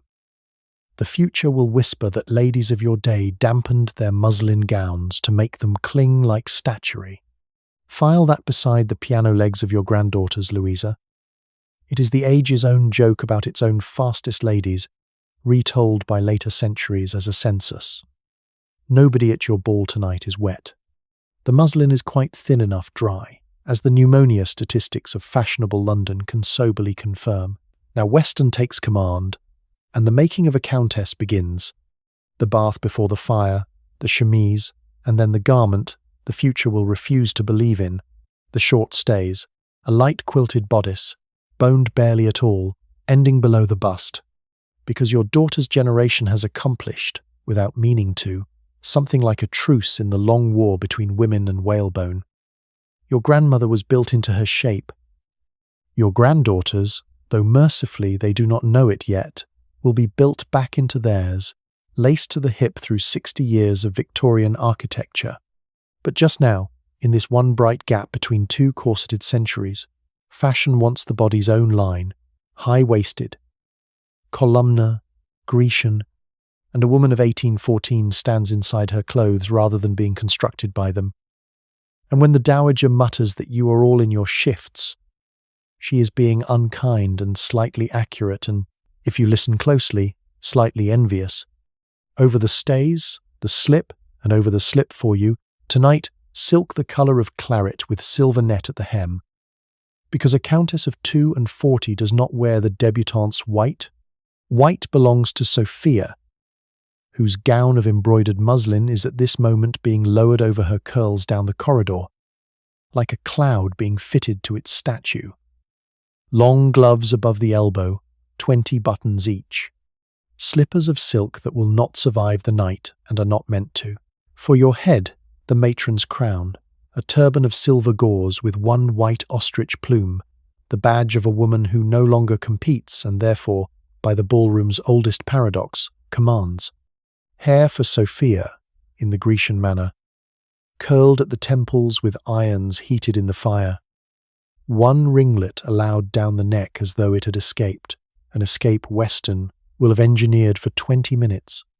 And last, the iron box from the strong room, because tonight the family wears its balance sheet, the Renfield diamonds. The parure assembled by 3 generations, necklace, drops, bandeau, bracelets clasped over the gloves. Stones cut in the old way, broad and shallow, because old-cut diamonds are engineered for exactly one light source, and it is not the sun. In candlelight they do not sparkle so much as burn slowly, and a room full of them moves like weather. Diamonds are how a great family carries capital through time on a wife's collarbone. Portable, unentailed, pawnable in a crisis, without a single lawyer hearing of it, and more than one famous parure glittering in London this season is paced, its stones long since gone quietly to the moneylenders, and the world suspects exactly which, and says, of course, nothing. Weston sets the last pin, and steps back, and in the glass stands the finished countess, claret and silver and slow fire, and behind your reflection the door opens, and there is Sophia in her cloud, wearing your mother's pearls and her own 18 years.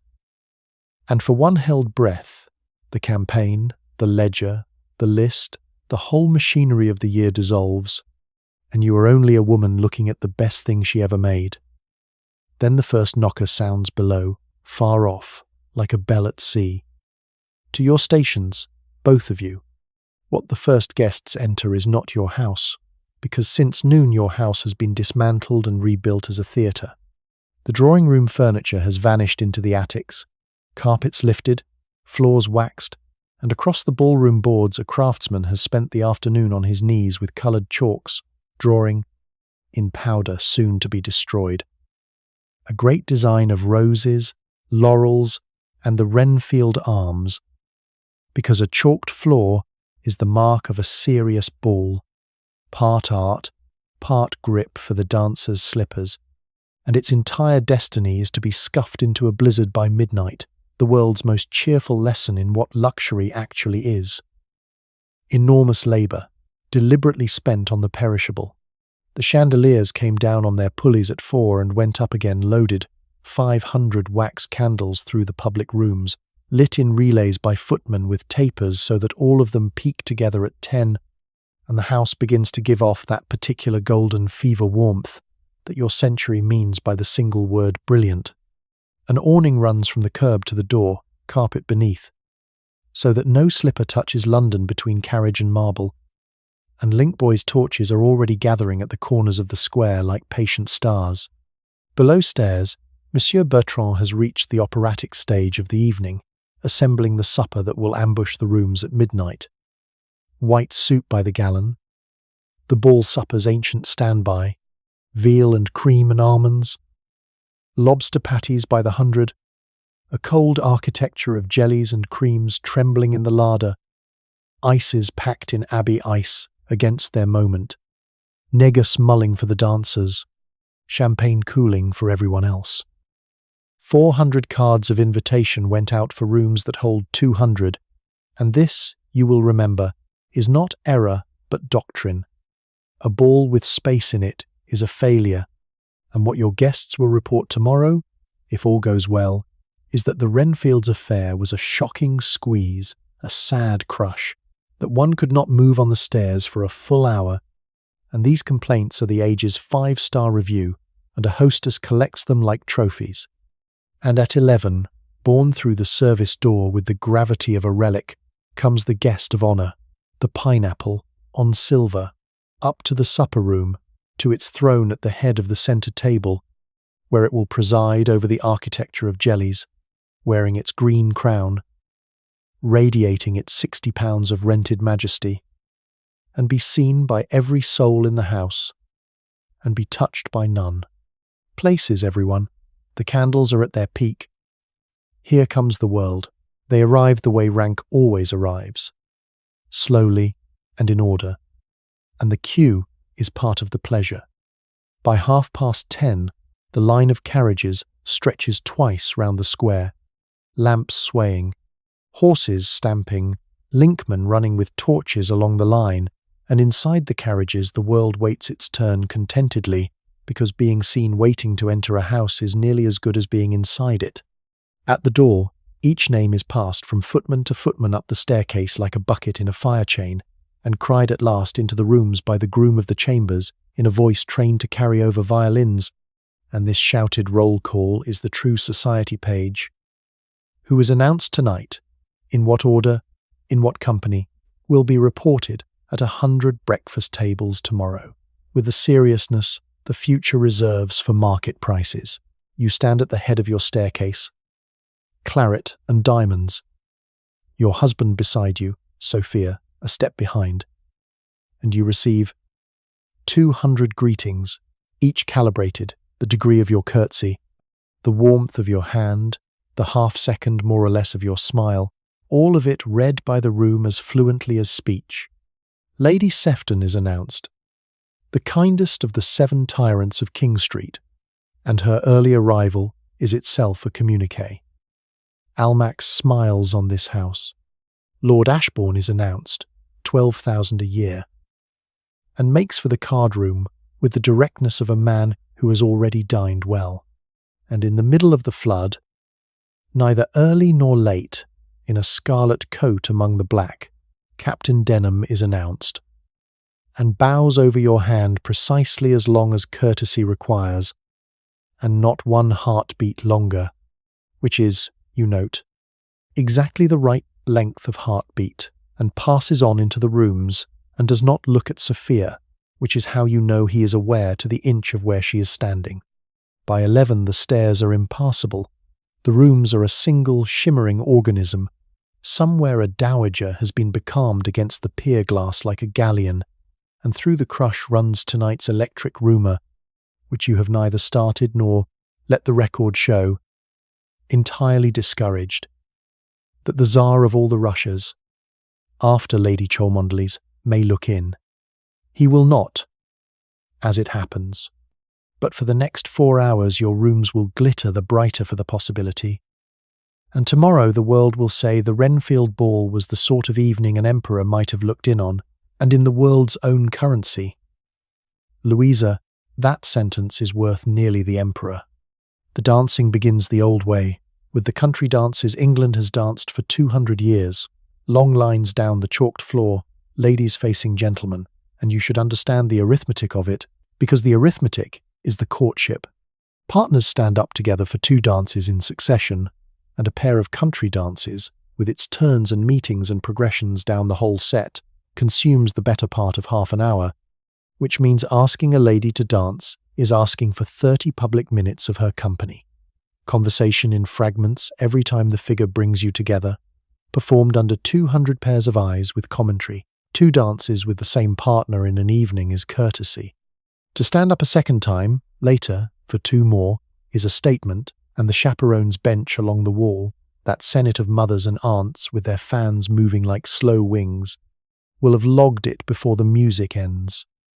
Sophia opens with Lord Ashbourne, because the campaign has its courtesies, and 12,000 a year is owed its half hour, and she performs it beautifully, and you watch her being charming to a man she will never marry, and feel the particular pride of a general watching drill.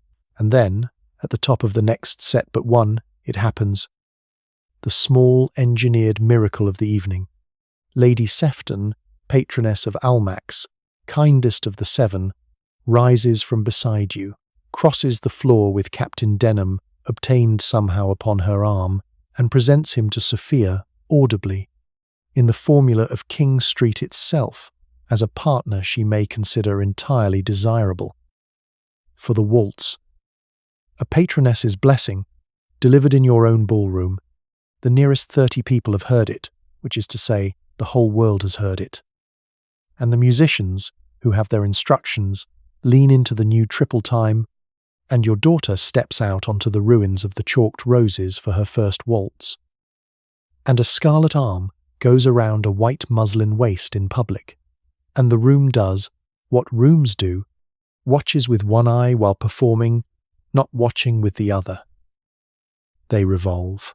They are, you observe, with your fan quite still, ridiculously well suited, his stillness and her brightness, and they are conversing as they turn, privately, in plain sight, which is the entire scandal and the entire genius of the waltz. And beside you the dowager watches the pair of them go round and delivers, from behind her own fan, the verdict of the previous century. In my day, she says, a man saw that much of his wife only after the wedding, and half of them never danced with her again after it, and, after a pause the length of one full rotation, they suit Louisa. Which they do. The music turns, the diamonds burn slowly. 400 people in 200 people's space generate the exact temperature of triumph, and somewhere below stairs a footman marks the card room's third call for claret. Because there is a second ball running tonight, as there always is, behind the ballroom's shoulder. The card room, where the age's other passion has its tables, whist for the elderly and the careful, and something faster in the far corner for the gentleman who cannot hear violins without wanting stakes, and a private house cannot forbid what the clubs enshrine, only keep the candles bright, and the sums, by convention, survivable. Lord Ashbourne is there now, playing the way he dances, confidently and a little loudly, and losing, which the footman will report to Harding, and Harding will not report to you, and which changes nothing except, perhaps, a pencil line in a small book upstairs. But the room that matters is not the card room. At 11:30, your husband quietly leaves the ballroom. And a few unremarkable minutes later, Captain Denham follows a footman down the corridor to the study, where the deed box lives, and the door closes, and the true dance of the evening begins, the one danced sitting down. You know the choreography from the inside, because a version of it disposed of your own life 25 years ago. The young man states his position, plainly, because plainness here is the highest etiquette. 700 a year in his own right, his commission, and the expectations from the uncle in Kent, laid on the table like cards faced up, and the Earl asks the questions the parchment will eventually answer. What can be settled on her? What jointure secured? What provision made if Kent disappoints? And the two of them speak of your daughter in the language of acres and annuities, which the future will find cold, and which you, who have lived inside its results, know to be the only warmth the law of England allows a father to offer. Love written in the one alphabet that courts in force. And you, Countess, mistress of this machine, are at this moment discovering a countess's own hidden life. Because you have found it necessary to walk down your own corridor, slowly, past your own study door, twice. And on the second pass, the murmur beyond the oak has a cadence you recognize. The cadence of men agreeing, and you return to the ballroom with your face composed and your heart absurd, and across the whole glittering length of the room your husband, re-entering by the far door, finds your eyes and gives you the smallest nod in England. 23 years of marriage in 1 inch of chin. The campaign is over. Nobody has proposed anything to anybody yet, mind. The young people have their own scene to play, tomorrow, in the morning room, with the door left properly ajar, and Sophia will be allowed her surprise, and will perform it charmingly, and will mean it, too, which is the strange, sweet trick the heart plays on arrangement when arrangement has been careful. But between the two heads of the two families, in the language of nods, it is done.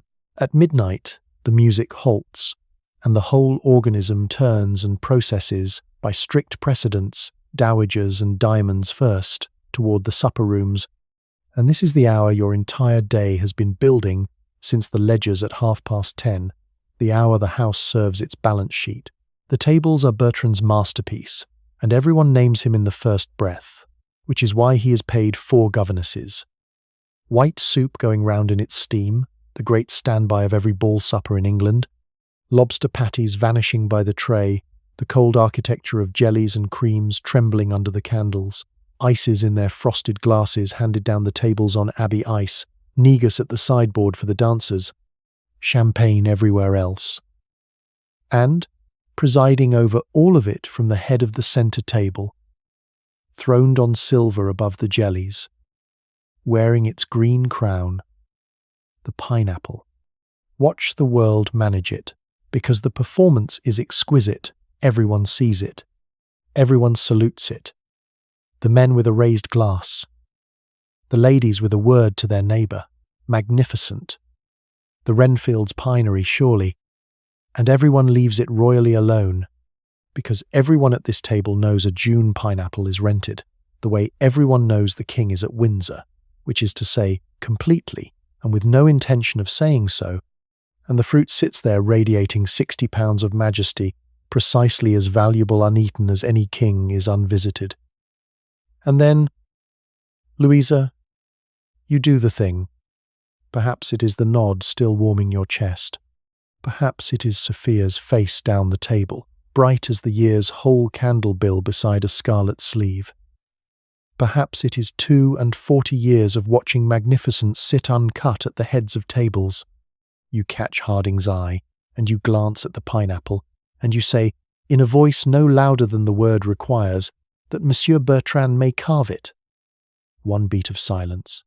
Harding, who has stood behind chairs through 3 decades of this family's dinners without moving a muscle of his face, moves one eyebrow, the eyebrow that means, Madam, that object is hired, and finds your face unchanged, and bows. The knife goes in. The room does not gasp aloud. The world never gasps aloud, but a stillness runs down the tables like wind over barley, because every person present has just heard 60 pounds spent in a single stroke, and heard, inside it, the real announcement, this house celebrates something tonight. Slices go round on porcelain, Sophia served first, which confirms everything to everyone without one syllable being uttered, and the world tastes fresh pineapple, most of them for the first time in their lives, sweetness with an edge to it, like pine and honey introduced at last, after years of bowing to each other across supper rooms. And tomorrow the fruiterer will be paid for his fruit in full and startled into permanent discretion, and the story will run round London by dinner time. The Renfields cut the pineapple, and it will do your family more good than 3 fates and a paragraph in every paper, because your world, which conceals everything else, has one dialect in which it permits itself perfect frankness, and that dialect is expenditure. You have just said we are happy in the only language everyone at that table believes, and the age's entire hidden life, Louisa. Every locked drawer we have opened tonight is folded into the fact that cutting fruit at your own table could mean that much. The last carriage rolls out of the square at 4, with the sky already turning the colour of pearl over the chimneys, and the house exhales. In the ballroom, the 500 candles are guttering into their sockets, and the footmen move down the walls extinguishing them and harvesting the ends. And the ends are theirs. Candle stubs are a footman's perquisite as your gowns are westerns. The great house shedding its skin downwards by ancient right, and a London footman's year is warmed and lit, and partly financed by the burnt remainders of other people's brilliance. The chalked floor is a blizzard of scuffed rose petals and half a coat of arms, which is to say, it was a triumph. On the landing, in the wreckage of the flowers, you and your husband stand alone for the first time since breakfast. He with his cravat finally loosened, you with your plume at half-mast, and you conduct, in 6 sentences, the true parliament of this family, the session no one ever sees, Denham settled, subject to lawyers, Sophia to be told nothing until he asks her himself. George, and here you make your one report of the day, handled. And your husband looks at you for a moment and elects. As he has elected for 23 years in matters marked handled, not to ask, which is not blindness, Louisa. It is the treaty. Then the rounds. Harding with his lamp, the plate counted back into the strong room, the shutters barred, the tea caddy locked, and its little key returned to the chain at the housekeeper's waist, because tea is still treasure, and some habits outlive their arithmetic. Below stairs, the other ball is just beginning. The servants' supper of magnificent leavings, lobster patties and broken jellies, and the end of the champagne. 60 tired people eating the feast's echo at the long deal table. And their parliament will sit late tonight, reviewing the arrivals, the gowns, the eyebrow, the knife going into the pineapple. And their verdict on the evening will travel by morning through every servants' hall in Mayfair, which is the only press this family has ever truly courted.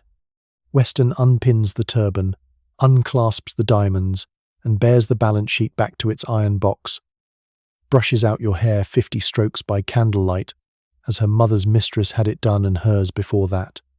The window shows grey. Somewhere below, a housemaid is already kneeling at the first grate of the new day. The machine never stops, Louisa. It only changes shifts. Sleep now, and while the Countess sleeps, let the narrator draw the curtain back just far enough to show you what is coming for them all. Because you, listening in the future, are the only guest at that ball who gets to know. The piece everyone is celebrating has 10 months to live. Next spring, the man on Elba, of whom everyone agreed so confidently, will walk back onto a French beach with 600 men, and Europe will have to be saved all over again. 1 year almost to the day after your ball, on a wet Belgian field called Waterloo, and London's church bells and London's dentists will both be busy for years with what that field leaves behind. Princess Charlotte, the regent's daughter, the girl the whole country loves, will bolt from her father's house 3 weeks after tonight in a hackney coach, alone, to her mother's door, and the world will talk of nothing else for a fortnight. She will get her way in the end, and marry her quiet German prince for love, and for 1 year the crowds will cheer a royal marriage that is actually happy. And then, on a November night in 1817, after 2 days of labour managed by the most fashionable accoucheur in England, on the most fashionable principles, bleeding and lowering and patience, she will deliver a dead son and die before morning, 21 years old, and the country will stop. Shops will shut without being asked. The drapers will sell out of black cloth in a day. The whole of England, which cannot agree on anything, will grieve as one house, and the poor accoucheur, ruined by a nation's grief and his own, will not outlive the winter that follows. And out of that triple tragedy will come the strangest race in royal history. The regent's aging brothers scrambling into marriages to supply the throne with an heir, and the winner, in a bedroom at Kensington Palace in May of 1819, will be a fat, fair, cheerful baby girl called Alexandrina Victoria, who will inherit everything this whole night has shown you and preside over its burial. The old king at Windsor will die in the first month of 1820. Blind, bearded, at peace, never knowing his granddaughter existed, never knowing about Waterloo, and the regent will be George IV at last, and will attempt, in the modern manner, to divorce his own queen by Act of Parliament in the full view of Europe, and the London mob will take her side, and she will be turned away from the doors of his coronation by prize-fighters in footmen's livery, and be dead within the month, and the age of discretion will have ended its reign with the loudest scene in the world's history. Brummell's creditors will win in the spring of 1816. He will dine at his club, attend the opera, remark that he is off early, and board the night packet at Dover, and never see England again. And the man who ruled the world from a bow window will die old and confused in a charity asylum in France, fussed over by nuns, still, on his good days, insisting on clean linen. Harriet Wilson, queen of the world's other establishment, will sit down in 1825 and write her memoirs, and send polite notes to every great name in them offering omission at £200 a name. And the Duke of Wellington, who was turned away from Almack's for his trousers, we'll send back the 3 words that outlive everyone in this episode: publish and be damned. And Wanstead, the fairy palace east of London where the richest heiress in England gave the peace summer's most gigantic fete 3 weeks after yours, will be stripped to the walls by auction within 8 years to feed her husband's debts. And then the walls themselves will be pulled down and sold as building material, an entire palace converted back into money and carted away. And the world will drive out to look at the empty lawn where it used to dance and feel, for one fashionable shudder, the bottom of its own machinery. As for the Renfields, since you have earned it, the lawyers were slow, and the uncle in Kent was generous, and Sophia was married to her captain from this house before the next season opened, by special license, naturally, and the Abbey Pinery sent 7 pineapples to the wedding breakfast. All of them cut. The gas lamps will come to the squares within the decade, and the long corsets will come back, and the crinolines and the crepe and the drawn blinds of your granddaughters, and the Victorians will tell shocked stories about the Regency the way one tells stories about a brilliant, disreputable uncle, and will quietly keep every ditch, every deed box, and every open secret of the system, merely repainting the machinery in soberer colours. The world never ended, you see. It only changed its dress. So let us put the age to bed. Tonight you ran a house with a hidden basement empire and a rented centrepiece. You balanced ledgers fed by coal and patience. You shepherded a daughter through a marketplace disguised as a dance. You paid one son's debts before his father could hear of them, and packed another son's trunk for a school you cannot bear to imagine. You curtsied to 7 tyrants over weak lemonade. You kept one brother-in-law decently invisible in Boulogne, and one old king decently invisible at Windsor, and at the end of it all you spent £60 with one sentence to say, in the only dialect your whole world trusted, that your family was happy.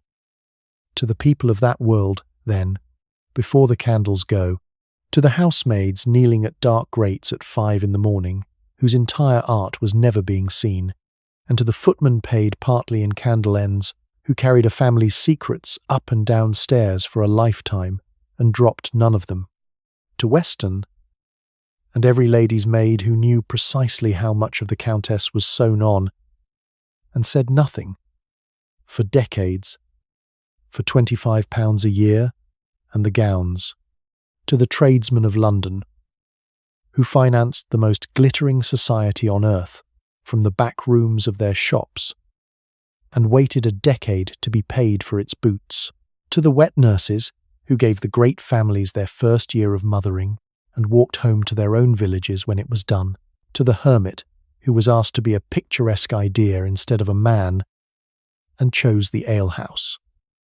and was right, to the mothers on the chaperone's bench, generals of the only campaign the age allowed them, who read a ballroom the way admirals read weather, and who wanted, under all the arithmetic, the same thing mothers want now, that the girl in white end up safe, and, if the machinery could possibly allow it, loved. To the girls in white themselves, dancing their futures in half-hour installments under 200 pairs of eyes. To the old king at his harpsichord, playing to listeners only he could see, courteous to the end in a court of his own keeping, hidden in plain sight by a family and a nation that knew everything and said nothing. And to everyone below stairs and beyond the ha-ha, the 99 in every 100 of that England who never once entered the rooms this episode danced through, on whose backs and rents and patience the whole brilliant candle-lit world was carried like a sedan chair, and who are owed, at the very least, this footnote spoken gently into the dark. As for you, my friend, on the far side of the candles, take the inventory. Nobody rented your dinner. Nobody is reading your carriage. Your light costs nothing and arrives at a switch. Your teeth are your own or honestly come by. Your debts, whatever they are, will not exile you to Boulogne, and you may marry, earn, spend, speak, and sign entirely without reference to a deed box, which makes you, by the standards of everyone you met tonight, freer than the regent and richer than the world. The whole grand hidden machine is museum furniture now. The only unspoken rule left in the room is the one that was always underneath the others, the one even the Regency obeyed, that a house at night should grow quiet and quieter and let its people rest. The last candle in the last socket is guttering now. The link boys' torches have burned out at the corners of the square. The carriages are all home.